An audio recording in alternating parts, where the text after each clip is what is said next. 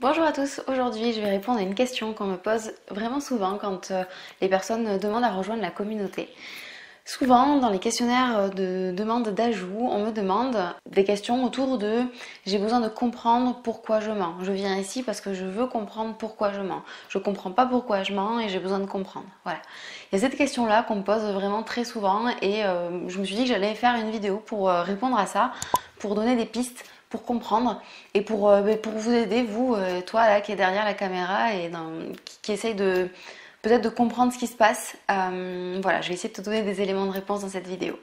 Le premier élément de réponse auquel j'ai pensé quand je me suis dit que j'allais filmer une vidéo pour répondre de manière globale à tout le monde, alors bien sûr ce ne sera pas personnalisé dans ta situation, pour ça il faudrait que tu viennes en appel diagnostic pour que tu puisses me raconter ton histoire et là je vais pouvoir te faire le diagnostic de pourquoi est-ce que tu mens. Si tu peux prendre rendez-vous pour cet appel dans la barre d'infos, c'est complètement gratuit, hein. Tu réserves ton appel avec moi et on va pouvoir discuter de ta situation, faire un peu le bilan de là où tu en es et je pourrai du coup répondre précisément à cette question dans ton cas unique et précis. Mais étant donné que là je suis sur YouTube et que je m'adresse à toute la communauté des personnes qui veulent arrêter de mentir, je vais donner des pistes générales et donc le premier point sur lequel je me suis dit que j'allais apporter une réponse, c'est au niveau de ton entourage. Tu n'es pas sans savoir que tu es un animal, que tu es un animal social, hein. L'être humain est un animal social, on fonctionne en société, on fonctionne avec les autres, on grandit, on apprend avec les autres. Tu vois, il y a des animaux sur la planète qui sont très autonomes. Par exemple, les tortues, elles naissent sur une plage et puis elles n'ont pas leurs parents quand elles viennent au monde et elles savent déjà faire des trucs et elles sont autonomes dès la sortie de l'œuf. Nous, non, quand on vient au monde en tant qu'être humain, tout bébé qui vient de venir au monde, si on te laisse tout seul sur une plage, tu meurs. C'est pas possible. On a besoin de la société au sens du clan, de la famille, des parents et donc dans l'autre sens, des parents, de la famille, du clan, de la société, pour grandir, pour évoluer, pour apprendre. Pourquoi je te dis ça? Parce qu'en fait, un être humain, il apprend par observation et imitation. Quand un bébé, un enfant essaye d'apprendre à marcher, il va regarder les adultes faire et il va essayer de faire pareil et on va l'encourager en plus. Là où la tortue, elle sait déjà marcher sur le sable et elle sait déjà nager et respirer sous l'eau et se déplacer et tout ça. Voilà. Nous, c'est pas notre cas. On a besoin d'apprendre les choses, de les observer, de les comprendre et d'essayer de le faire. Et puis d'essayer plein de fois jusqu'à y arriver. Ça, c'est le processus d'apprentissage. Et le mensonge, c'est quelque chose que tu as appris. T'es pas venu au monde en mentant en fait. Même si tu as l'impression de mentir depuis toute ta vie, quand même, à un moment donné, quand tu étais tout petit, tu savais pas faire ça, c'est un apprentissage que tu as eu. Et si tu l'as pris, si tu l'as appris, ça induit que tu as eu l'exemple devant toi. Tout comme si tu sais marcher, c'est parce que tu as vu des gens marcher et qu'on t'a appris à le faire. Si tu apprends, si tu sais mentir, si tu fais ça très bien, si tu fais ça beaucoup, ça veut dire que tu l'as appris dans ton entourage, probablement dans ta sphère très proche, tes parents, grands-parents, oncles, tantes, cousins, frères et sœurs.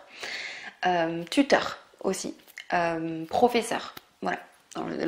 L'environnement qui t'a entouré quand tu étais enfant.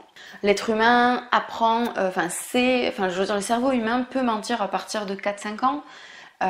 Quand les parties cognitives du cerveau qui se développent sont capables de faire la différence entre l'imaginaire et la réalité, c'est là où le mensonge peut exister. Avant ça, les petits, quand ils jouent à faire quelque chose, pour eux c'est la réalité, il n'y a que ça qui existe, quoi.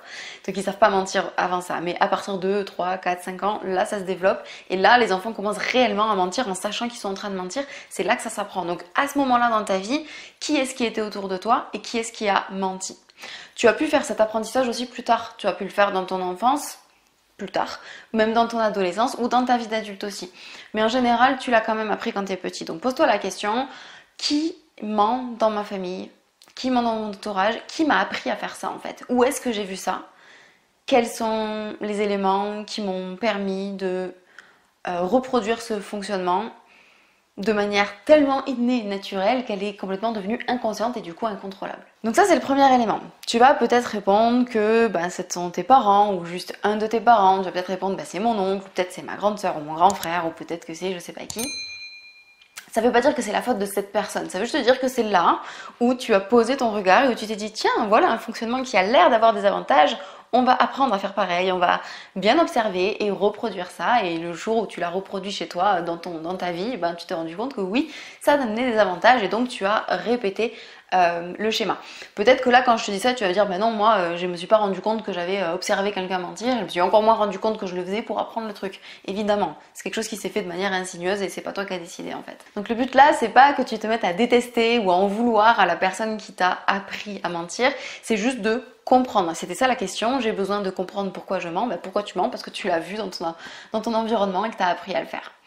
C'est pas vrai pour tout le monde, c'est pas une vérité ce que je dis là. Il y a des personnes qui ont des menteurs dans leur famille et qui du coup ne mentent absolument jamais ou ne savent pas mentir. Et les personnes qui disent ne pas savoir mentir, c'est des personnes qui vont pas savoir faire semblant et qui vont par exemple tout de suite rougir ou avoir des gros tocs de mal-être comme ça. Voilà, il y a plusieurs personnalités et types de personnes et il y a ceux qui mentent très bien et qui sont des très bons acteurs et il y a ceux qui ne savent pas jouer la comédie. Ça c'est vraiment du point de vue apprentissage pour que tu comprennes où est-ce que ça prend sa source.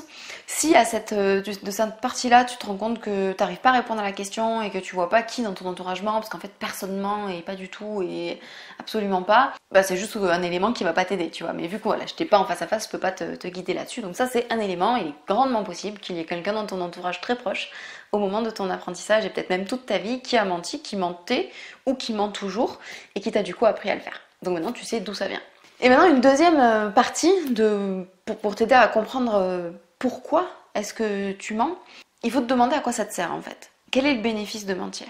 Et probablement que tu vas me dire non ça sert à rien, ça m'apporte que des mauvaises choses, du coup ma chérie me quitte, du coup j'ai mes amis qui me tournent le dos, du coup je perds mon job, du coup mes enfants me détestent. Ouais, bah oui, évidemment qu'il y a des effets négatifs, sinon on serait tous très contents de mentir et on le ferait beaucoup plus que ça. Mais non, il y a également des effets bénéfiques du mensonge et de toute façon quand on fait quelque chose, il y a toujours une raison derrière et on a toujours l'impression, en tout cas si ce n'est pas vrai ou si c'est partiellement vrai, il y a toujours une raison pour laquelle on fait ce qu'on fait et on y sort forcément un bénéfice.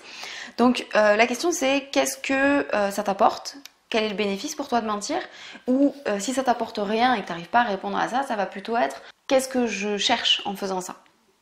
À partir du moment où tu fais un mensonge à peu près volontairement, qu'est-ce que tu cherches en faisant ça? Est-ce que tu cherches à te protéger? Tu as peur de quelque chose donc tu te protèges?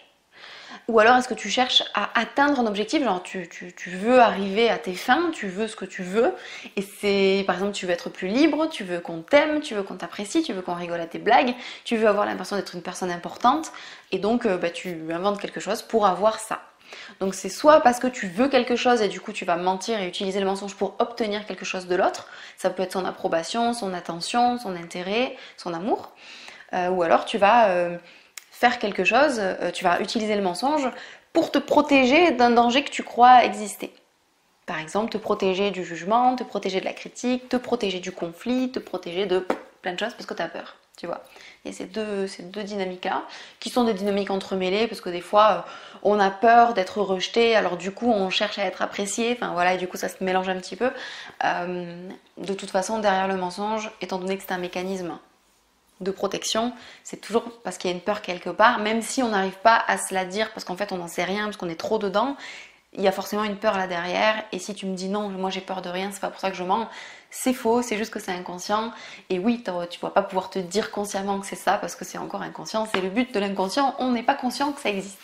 Avec ces deux éléments-là, tu comprends un peu mieux pourquoi tu mens. Peut-être que du coup tu as compris que tu as appris ça dans ton enfance et que du coup depuis tu as réutilisé sans le savoir, sans le vouloir et sans vraiment en être aux commandes le fonctionnement de mensonge, et qu'en fait ça vient se loger dans une insatisfaction, une insécurité. Voilà, je me sens pas assez considérée, alors j'ai envie d'avoir plus l'attention, ou alors je me sens vraiment mal dans ma peau, je me déteste, voire même, et du coup je pense que les autres vont aussi me détester si je dis qui je suis, donc forcément je vais inventer un joli personnage super cool comme ça, les gens vont m'adorer.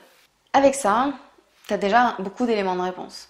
Grâce à ça, tu comprends pourquoi tu mens. Tu vas pouvoir dire pourquoi je mens, parce qu'on m'a appris à le faire d'un côté, et puis de l'autre côté parce que j'ai tellement peur d'être une mauvaise personne et d'être détestable que je fais en sorte d'être aimable. Et donc je m'invente un personnage qui a l'air beaucoup plus sympa que qui je crois être. Voilà, et hop, t'as tes réponses. J'espère que du coup ce sera assez clair dans les explications. J'ai essayé de faire au plus simple. Si t'as besoin de détails, si t'as envie de savoir précisément dans ton cas pourquoi est-ce que tu mens, prends rendez-vous pour un appel diagnostic, on va pouvoir en parler. Cet appel diagnostic, il te sert également à venir me poser tes questions, à venir avoir un espace déjà d'écoute en fait où tu vas pouvoir parler de ça à quelqu'un qui comprend, qui connaît tellement bien parce que je l'ai vécu et qui va de toute façon pas du tout te juger parce que j'ai tout le temps des gens au téléphone qui me racontent ces histoires-là, donc j'ai l'habitude d'écouter ces histoires. Et même si tu crois que t'es une énorme menteuse ou un énorme menteur et que tu racontes des trucs de fou et que c'est absolument pas audible pour un être humain normalement constitué, je t'assure que j'ai déjà quasiment tout entendu dans le monde et que je ne vais pas être choquée de ce que tu me racontes. Je crois que je ne peux plus être choquée des histoires qu'on me raconte tellement j'en ai entendu.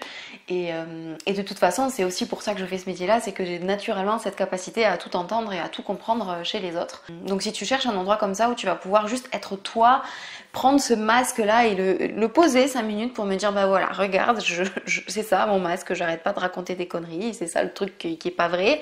Et en vérité, bah voilà ce qu'il y a derrière, et peut-être même je sais pas du tout ce qu'il y a derrière et je suis terrorisée à l'idée de le savoir. C'est un bon endroit cet appel pour le faire.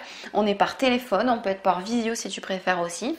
Et moi je suis là et je t'écoute. Donc n'hésite pas à prendre ton rendez-vous, tu cliques sur le lien juste en dessous, tu arrives sur mon calendrier, tu choisis la date et l'heure qui te convient le mieux en fonction de l'emploi du temps que tu as devant les yeux.